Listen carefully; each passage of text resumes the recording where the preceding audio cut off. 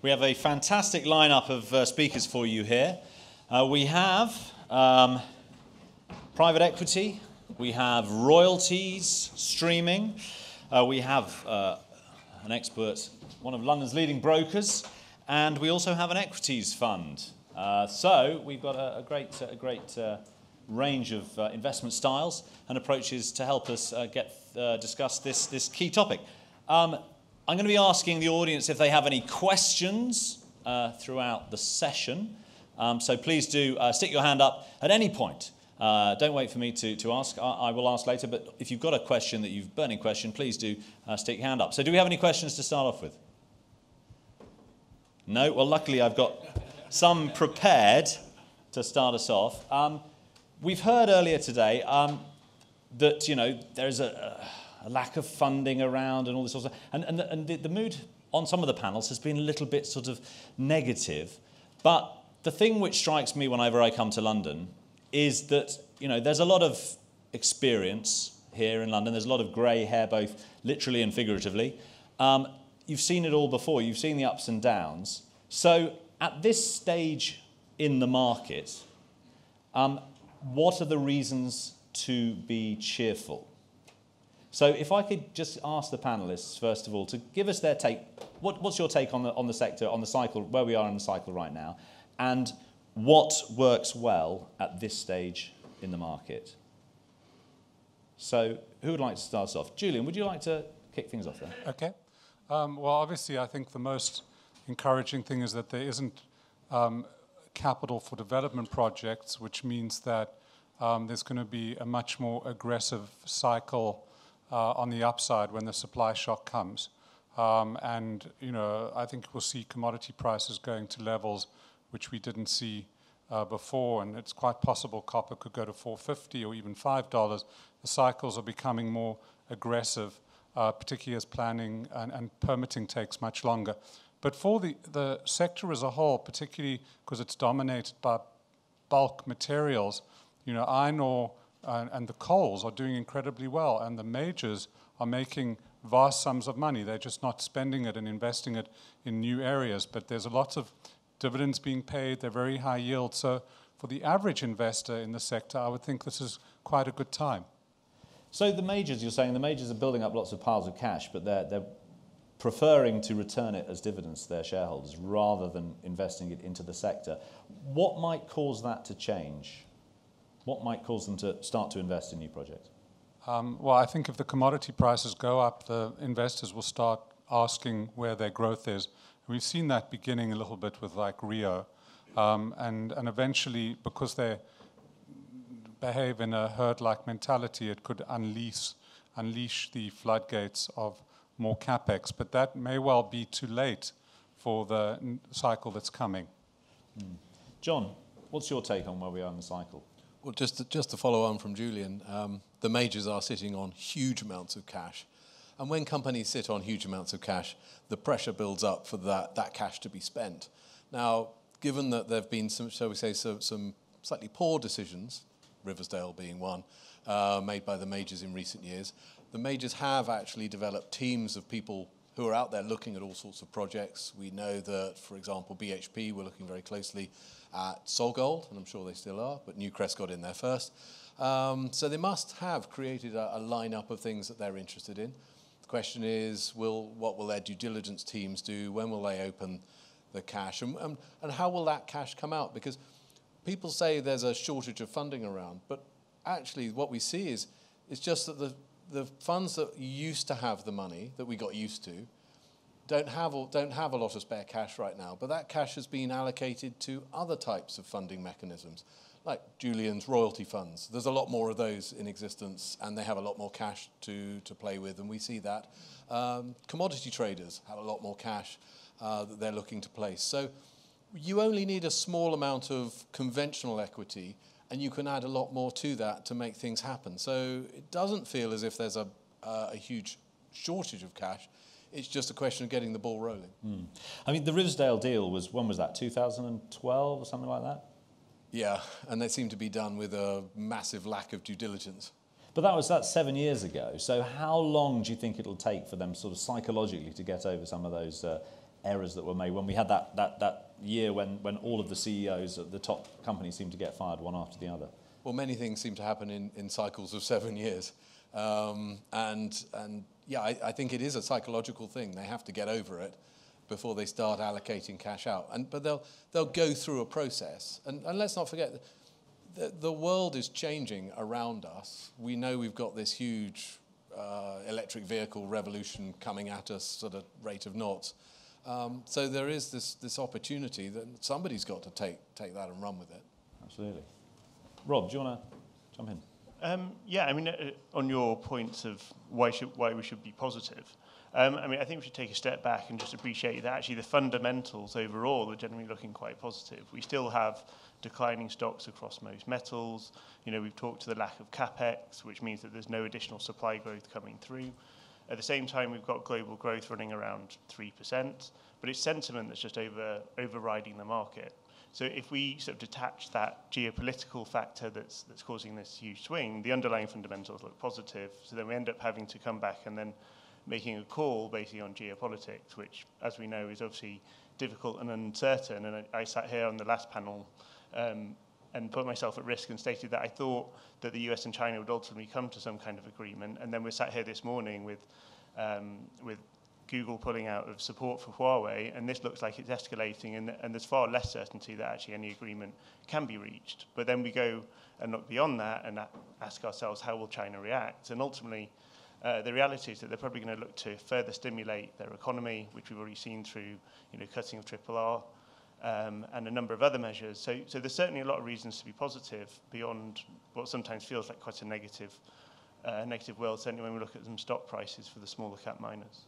Also, I guess the China-America rivalry, and given that China dominates so much of the battery materials supply chain, means that countries like America and Europe are going to be wanting to source their own sources of supply of those materials. So possibly seeing that as an opportunity, actually creating more opportunities, particularly for governments to get involved with investment into the mining sector. Is that something you're seeing?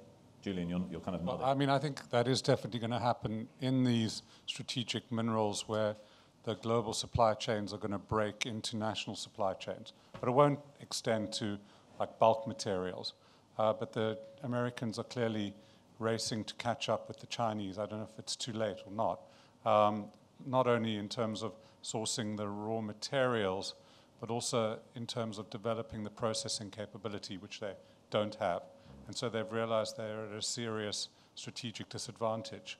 But how they address that and how much money they throw at it needs to be seen. But if I was a miner with a blank sheet of paper, I'd be looking at those sort of materials as an area which could be very hot in terms of being highly sought after.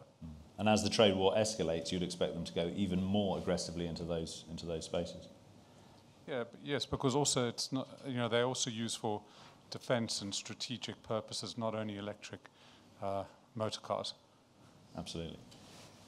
David, what's your take on that? Look, I think you've seen a little bit of press around some of the majors actually looking at some of those electric vehicle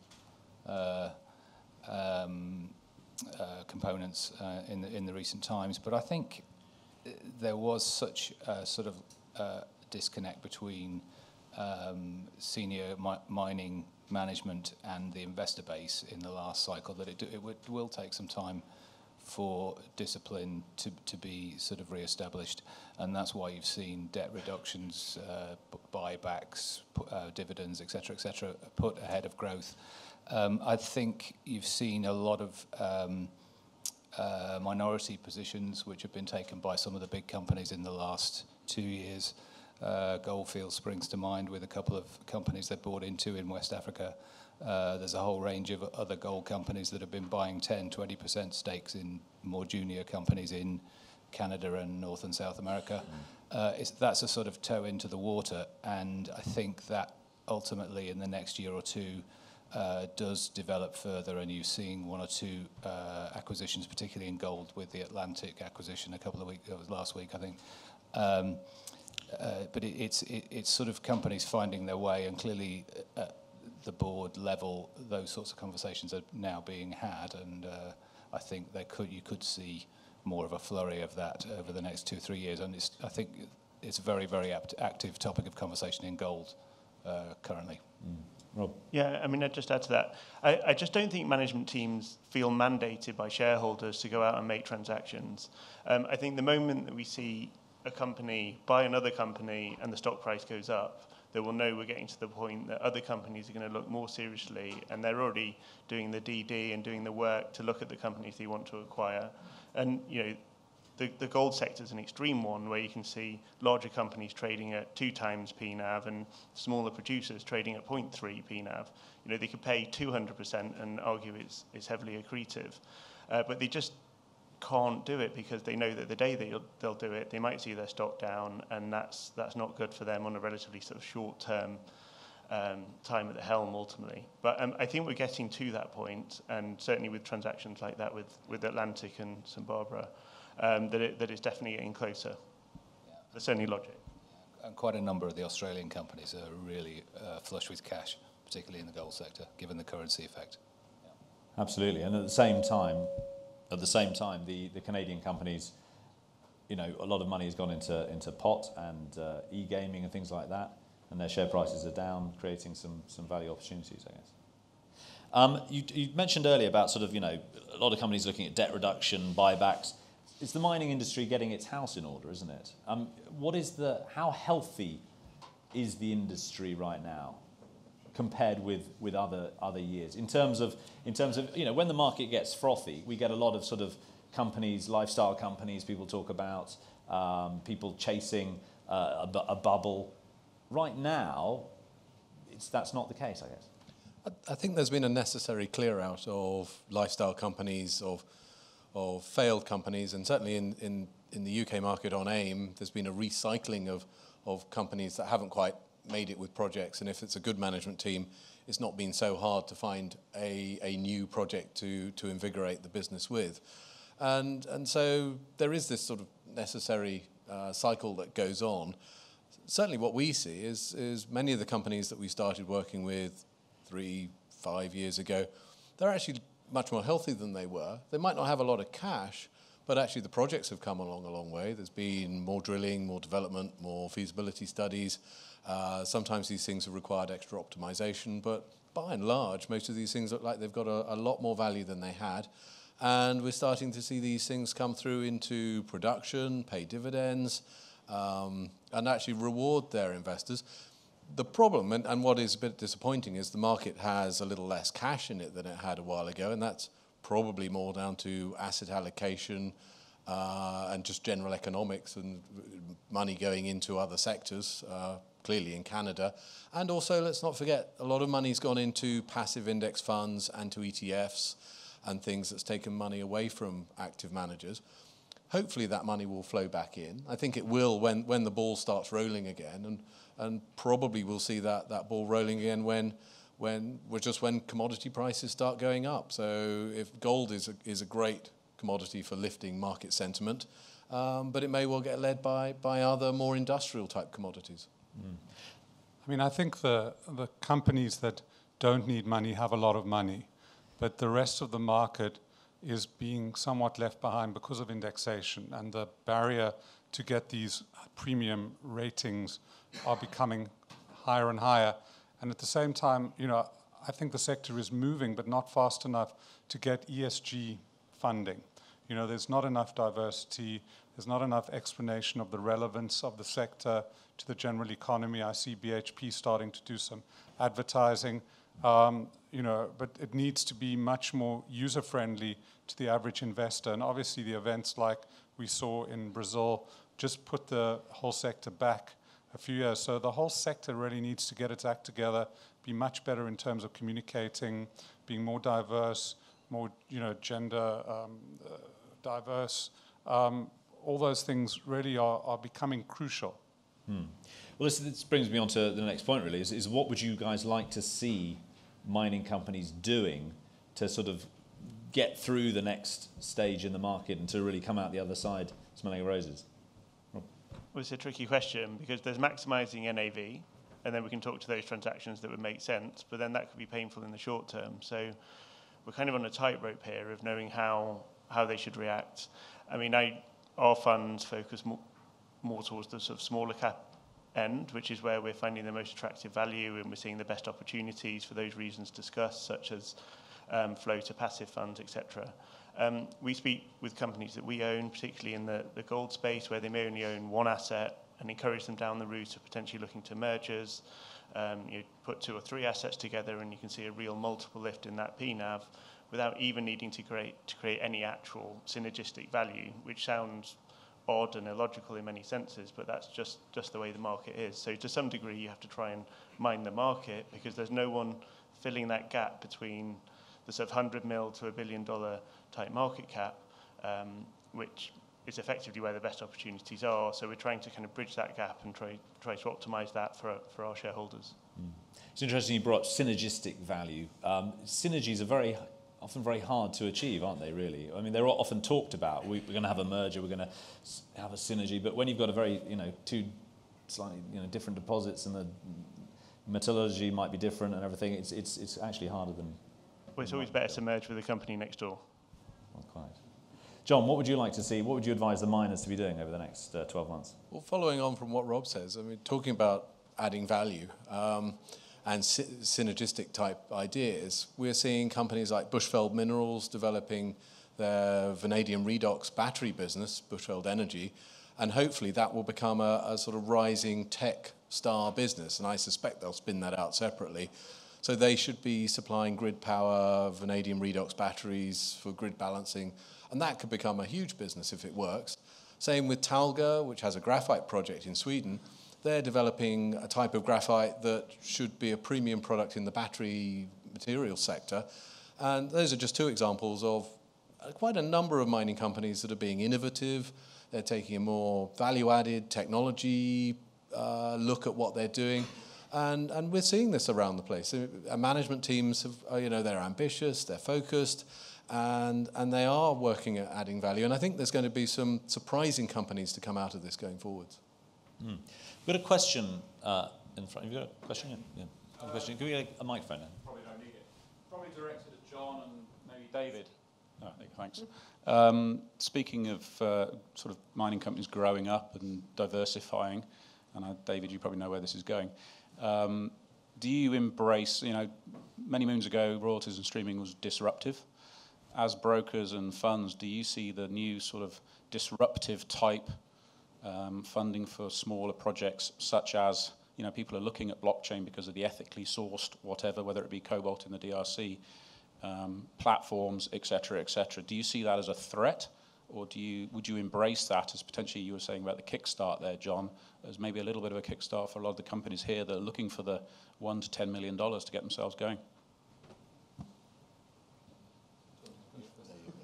Sure. Look, I think it's a tough market for small companies to raise money. People have said it's a good time for large companies, and there's a lot of cash in those companies, but it's a very divided market, and for small caps, it is tough to raise money. And I think why wouldn't they explore something new if that's something that offers them a good way forward? Going back to what was said earlier, I think there's lots of talk about sort of adding value to projects and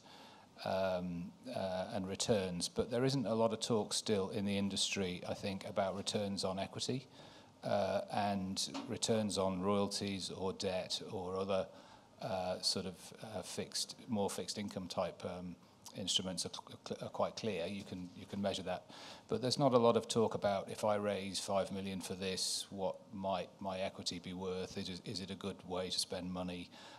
It's not a very well thought through concept with junior mining companies, and it is in other businesses. It's not necessarily in this one. And I think that's one of the things that we try and focus on is if we do this fundraising here, where might that move the company to, and what might it be worth at that stage?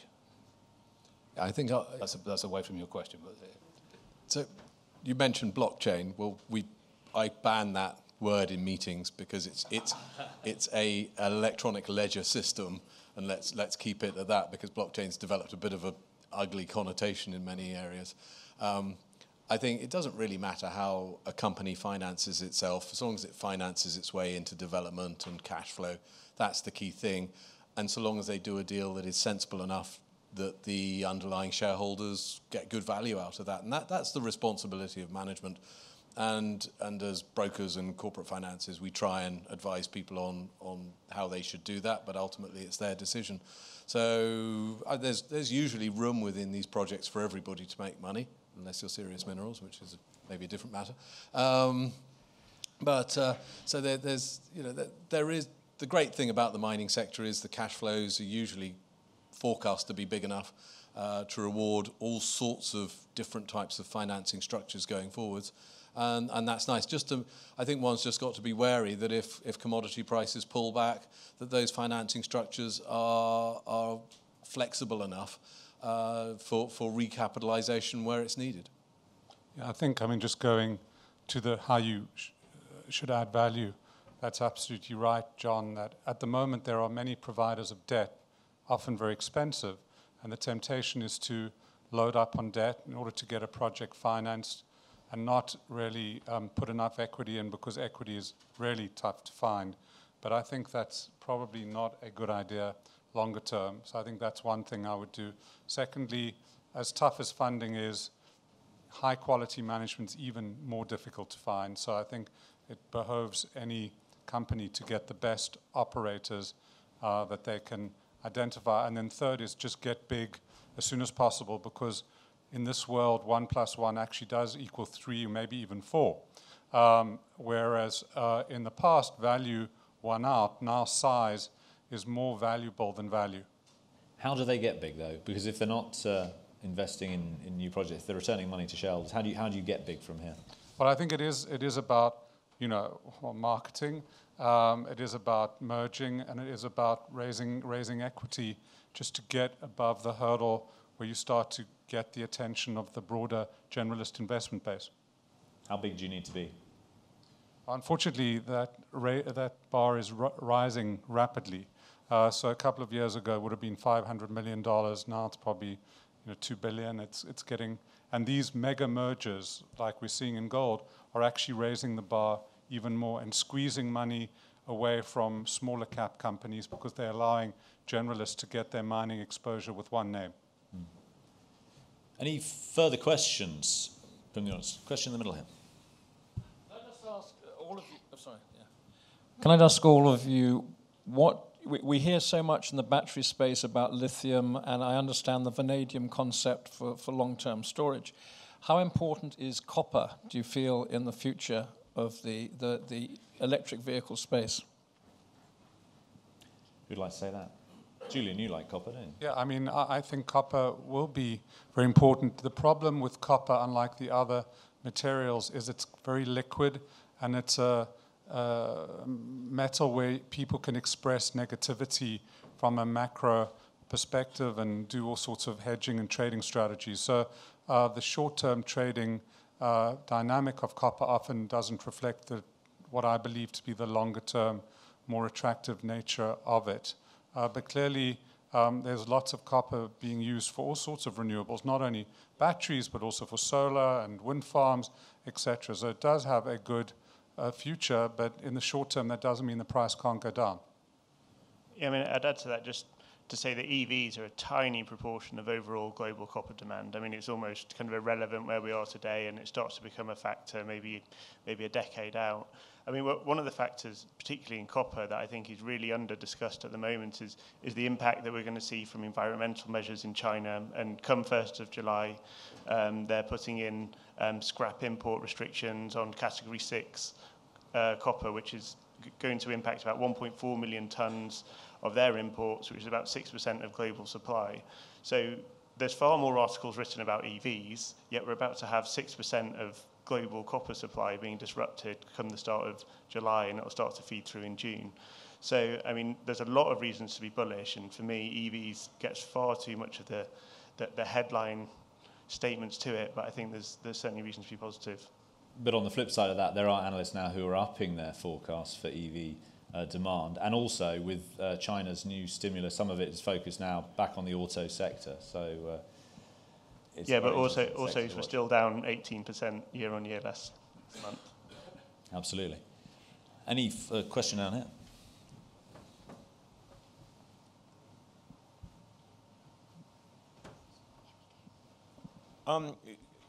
Maybe it's just me, but I think there's been a few disappointments in what was supposed to happen the last few years. I mean, such as the zinc boom sort of started to happen and then fizzled out. Things like vanadium pentoxide did very well for a time, and it's come crashing down, and tungsten did well for a time and came crashing down. There's quite a few examples as you look through both minor metals and major metals, and then possibly the inverse of that. Iron ore was supposed to do terribly badly and has actually done quite well. And I'm not even quite sure what the question is here, except we also have been puzzled by some of these things, and I wondered what you think the future is of some of these things, particularly like zinc, I suppose, but also whether there are some other unfortunate surprises if we try and sort of step away from the consensus view, such as copper's got to be a good thing. Whether there may be some other unfortunate surprises coming down the pipe.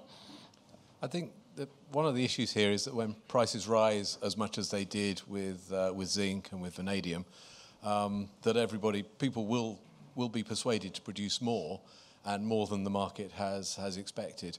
Certainly with vanadium, I think we can blame this a lot on China, because they brought in these new rules to actually increase the amount of vanadium being used in steel, which they should quite rightly do. But they haven't applied those rules across the board. In fact, they've allowed small producers to avoid the rules, which is going to be terrible if they have another earthquake of the magnitude we saw some years before. So I think when you've got a big communist regime in the world, as we had with the Soviet Union and now we have with China, it can unbalance things, and they can sort of swing the market in ways that normal economics wouldn't suggest. But at the other end of the scale, they are creating huge demand in the world, and the competition they're creating with America, and I think it's a bit ignored by the European Union, but at least the Americans are ramping up their economy. Hopefully we will too at some point, and China is still growing at a greater pace than one would expect for a normal economic system or democratic system. So the demand is very good, and we are going to see a few swings in commodity prices, but generally the price movement is likely to be upwards, particularly with the new green policies coming into China and the restrictions they're placing on scrap imports and that sort of stuff. We've unfortunately sort of run out of time here. Can I just get, in a word, bullish or bearish for the next 12 months? Flat. Flat. I would say, bullish for investing, bearish for companies. I'm very bullish on it. I'd go more mildly bullish. Mildly bullish. That's an average of bullish, so we'll take that. Excellent. Well, we look forward to seeing how that goes over the next few months. Obviously, we're back here in November. But can I have a big round of applause for our panellists?